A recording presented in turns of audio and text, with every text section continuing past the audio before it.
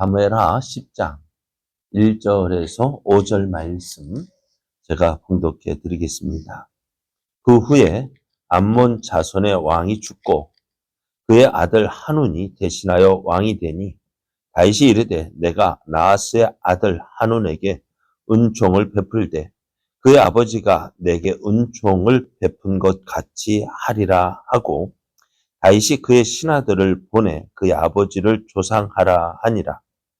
다윗의 신하들이 암몬 자손의 땅에 이르매 암몬 자손의 관리들이 그들의 주 한운에게 말하되 왕은 다윗이 조객을 당신에게 보낸 것이 왕의 아버지를 공경함인 줄로 여기시나이까. 다윗이 그의 신하들을 당신에게 보내 이 성을 엿보고 탐지하여 함락시키고자 함이 아니니까 하니 이 한운이 다윗의 신하들을 잡아 그들의 수염 절반을 깎고 그들의 의복의 중동 볼기까지 자르고 돌려보내매 사람들이 이 일을 다윗에게 알리니라. 그 사람들이 크게 부끄러워하므로 왕이 그들을 맞으러 보내 이르기를 너희는 수염이 자라기까지 여리고에서 머물다가 돌아오라 하니라. 아멘. 할렐루야. 우리를 사랑하신 하나님께서 우리를 통해서 하나님의 선하신 뜻을 이루기 위하여 허락하신 능력의 날이 시작되었습니다. 하나님께서 허락하신 오늘 하루가 하나님을 믿고 하나님의 선하신 뜻을 이루어가는 능력의 날이 되기를 예수님의 이름으로 축복합니다. 오늘 우리에게 주신 하나님 말씀을 통해서 하나님의 호의를 거절하면 심판을 받습니다. 하나님의 호의를 거절하면 심판을 받습니다. 이런 제목으로 하나님 말씀을 증거하겠습니다. 다윗이 이제 나라가 안정이 되어지자 요나단과 맺은 언약을 기억합니다. 그래서 사울이 집에 남은 자를 찾았는데요. 그렇게 해서 찾은 사람이 요나단의 아들 무비보셋이었습니다. 그래서 다윗의 입장에서 너무나 반가운 사람이었을 것 같아요. 사람을 보내어서 무비보셋을 데려왔는데요. 근데 무비보셋의 입장에서 보면은 참 두려운 시간이었습니다. 왜요? 사울 왕의 손자요, 요나단의 아들입니다. 다시 말하면은 이전 왕조에 유일하게 살아남은 왕족입니다. 언제든지 반역을 꾀하는 사람들이 내세울 만한 인물이 무비보셋이었습니다. 그였기 때문에 다윗 앞에 불려올 때 이제는 죽었다라고 생각을 했을 거예요. 그렇게 두려워하는 무비보셋에게 다윗은 무서워하지 말라라고 이야기합니다. 다윗이 무비보셋에게 평안을 주려 했습니다. 그리고 무비보셋에게 이제 할아버지 사울 집의 모든 재산을 돌려주겠다 했고요. 그러면서 무비보셋은 항상 다윗의 상에서 먹으라고 이야기를 합니다. 이 이야기를 들은 무비보셋은 어땠을까요? 죽을 줄로만 알았던 무비보셋은 이제 그 어느 누구도 빼앗아갈 수 없는 평안을 누리게 되어지고요. 또 신분이 회복이 되어집니다. 또 잃어버렸던 권세, 할아버지의 재산에 대한 권리도 회복이 되었습니다. 무비보셋이 이렇게 되리라고 어느 누가 생각을 했을까요? 아마도 사울의 종이었던 사울의 재산을 관리했던 시바도 무비보셋이 이렇게 되리라고는 전혀 생각 못했을 거예요. 그런데 어떻게 돼요? 무비보셋이 모든 것이 회복이 되어졌어요. 무엇 때문일까요? 바로 언약입니다. 다윗과 요나단과 세웠던 그 언약을 기억하고 이렇게 무비보셋의 신분, 모든 것이 달라지게 되었습니다. 이렇게 사람과 사람 사이의 약속도요, 그게 지켜지니까 어떻게 돼요? 이렇게 사람이 사람 달라지는 것이 뭐예요? 정말 순식간인 것 같아요. 하루아침에 이렇게 달라져요. 그렇다면은 하나님의 약속이라면 어떻게 되어질까? 하나님의 약속. 하나님은 오늘 우리에게 이렇게 말씀하셔요. 하나님을 믿는 우리에게는 하나님의 자녀가 되는 권세를 주시겠다 했습니다. 자녀된 권세가 뭘까요? 자녀의 권세가 뭘까요? 가장 큰 것은 뭐예요? 아버지 집에 내가 들어간다. 또 아버지에게 내 모든 필요한 것을 요구할 수 있어요. 어디 가도 아버지가 나를 지켜주고 보호해 줍니다.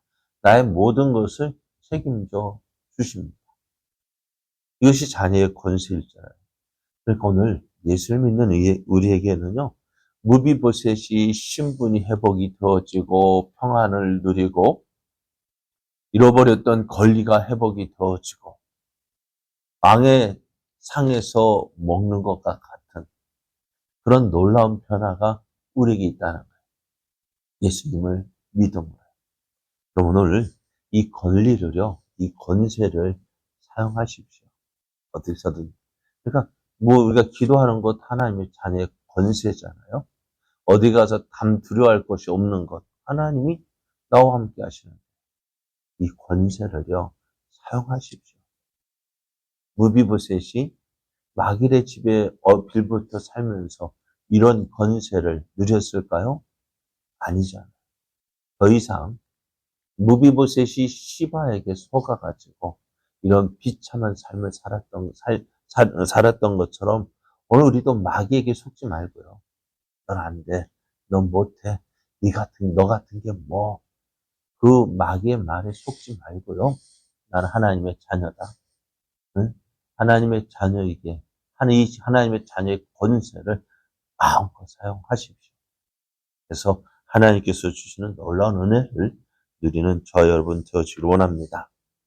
이런 일이 있은 후에 이제 얼마 뒤에 이제 암몬 자손의 왕 나하스가 죽습니다. 이 나하스는 사울이 이스라엘의 왕이 되었을 때에 길란 야베스를 공격했던 사람입니다.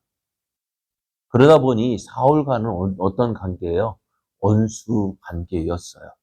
그렇지만은 사울을 피해 다니는 다윗에게는 어땠을까요? 블레셋 사람이 사울과는 원수였지만은 다윗과는 어떻게 했어요? 아기상은 어떻게 했어요? 이 다윗을 잘 대해줬단 말이에요. 왜요? 원수는 내게 뭐가 될까요? 동료가 될 수가 있어요. 그러니까 다윗이 사울을 피해 다닐 때 이 암몬 왕 나하스가요. 우리가 성경에 기록되어 있지 않습니다만 아마 도움을 준 것 같아요. 그러니까 다윗이 오늘 말씀을 보면 그렇잖아요. 2절을 보면 다윗이 이르되 내가 나하스의 아들 하논에게 은총을 베풀되 그의 아버지가 내게 은총을 베푼 것 같이 하리라 했습니다. 그러니까 이 나하스가 다윗에게 은총을 베풀었을 때가 언제예요? 사울을 피해서 도망 다닐 때, 그때 이 아몬 왕 나하스가 다윗에게 도움을 준 것 같아요. 그러니까 다윗이 이제 왕이 되어지고 또 그런 가운데 이 나하스가 이제 죽게 되자 이제 그 아버지가 베풀었던 그 은총을 기억하고요. 어떻게 해요? 이 나하스의 죽음에 조문을 보내기 위해서 신하들을 보냈습니다.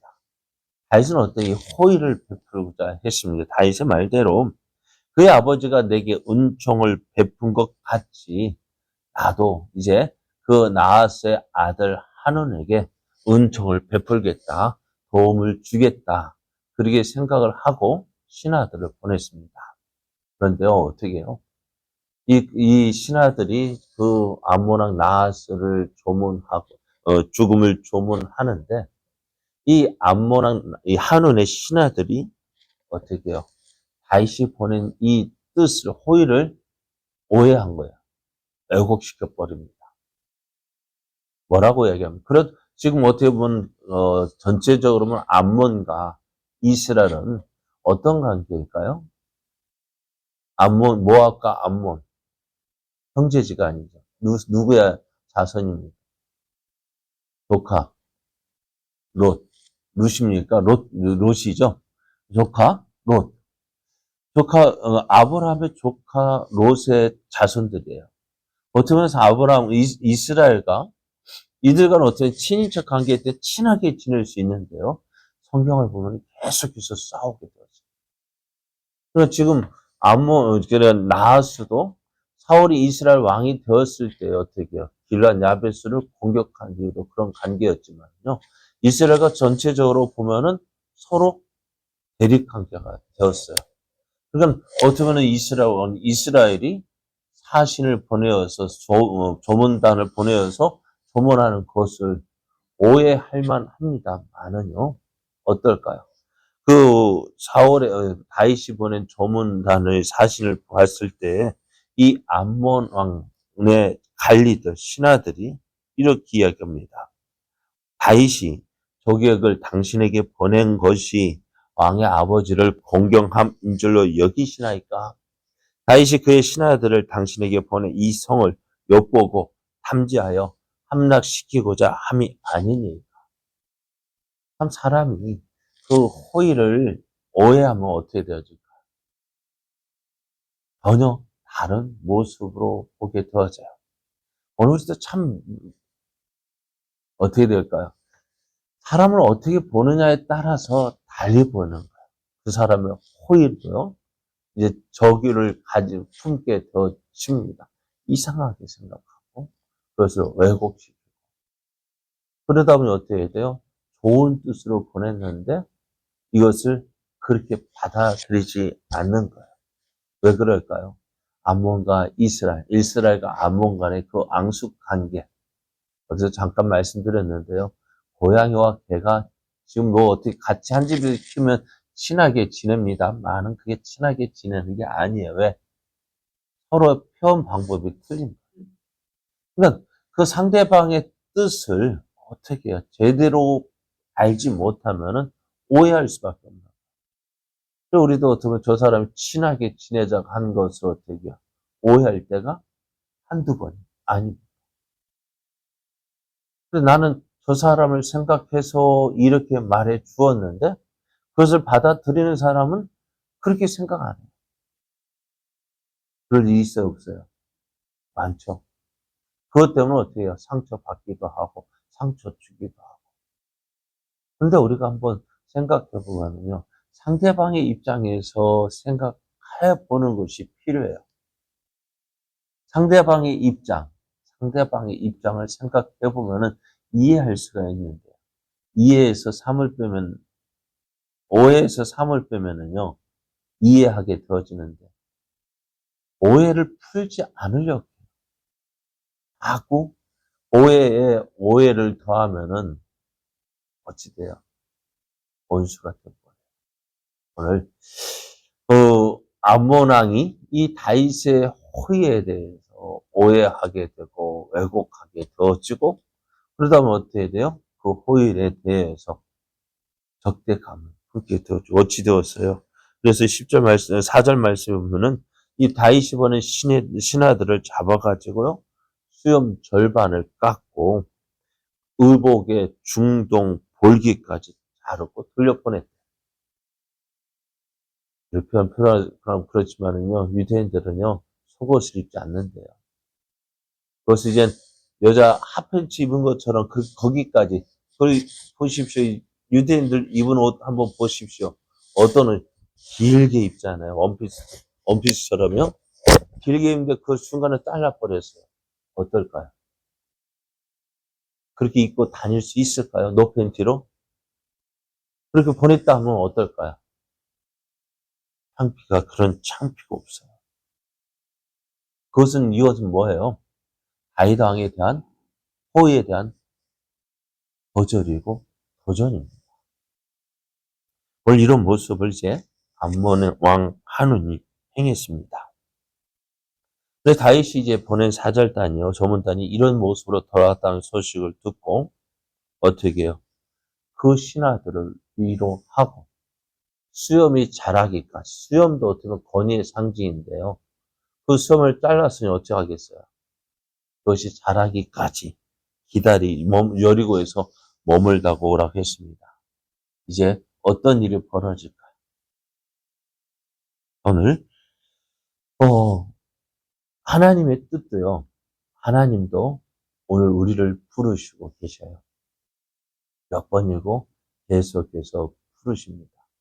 왕이 잔치를 벌였어요. 왕의 아들의 혼인 잔치를 벌이고요. 어떻게 해요? 사람들을 불렀습니다. 한 번 부르고 두 번 부르고 사람들이 이 핑계 저 핑계 대고 오지 않습니다. 참 대단해요. 왕의 혼인 잔치에 초청을 받았으면 어떻게 해요, 우리는? 가요, 안 가요? 만사를 제껴두고 가잖아요. 죄송합니다. 이 군수가 초청장을 보내서 오라고. 갈까요, 안 갈까요? 군수가 보내도 가는데 왕이 잔치를 벌였다고 초청장을 보냈다고. 갈까요, 안 갈까요? 네? 가요. 이런 일이 있어요. 뭐 다른 일이 계획됐어요. 그럼 어떻게 할까요? 그거 취소할까요? 왕이 그거 잔치를 가는 걸 취소할까요? 네? 잔치 가죠. 다른 거 아무리 중요한 약속이 있다 할지라도 그거 갈 텐데 이 사람들이 정신이 제정신인지 어떻게 해요? 이 핑계 저 핑계 대고 안 가요. 그리고 결국 어떻게 되어질까요? 왕의 호의를 거절하다 보니까 결국 저들이 심판을 받아요. 하나님도요. 하나님의 부르심도요. 때가 있어요. 그 때가 넘으면 어찌 돼요? 호의가 이제는 적대가 그 호의를 이제는 어떻게 받아들이지 않으면 여러분도 그렇잖아요. 어느 선까지는 참을 수 있는데 그 선을 넘으면 어떻게 돼요? 못 참죠. 하나님도 때가 있어요. 그 때, 언제 주님의 심판의 때가 되기 전까지는 참지만 심판의 때가 되면 어떻게 돼요? 그 사랑의 하나님이 어떻게 돼요? 심판의 하나님이 되어집니다. 오늘 우리가 기회 있을 때, 기회가 주어졌을 때 오늘 하나님께 우선 우리를 부르시고 하나님께 우리가 그 사랑의 관계가 일할 수 있을 때 열심히 해야 돼요. 하나님의 호의를 거절하면 심판받아요. 그 심판 받기 전까지는 어떻게 해요? 사랑의 때입니다. 지금 그 사랑을요, 용납하고 받아들이고 하나님께로 더 가까이 나아가십시오. 그래야 하나님의 크신 사랑과 은혜를 누리는 저 여러분 되어지기를 예수님의 이름으로 축복합니다.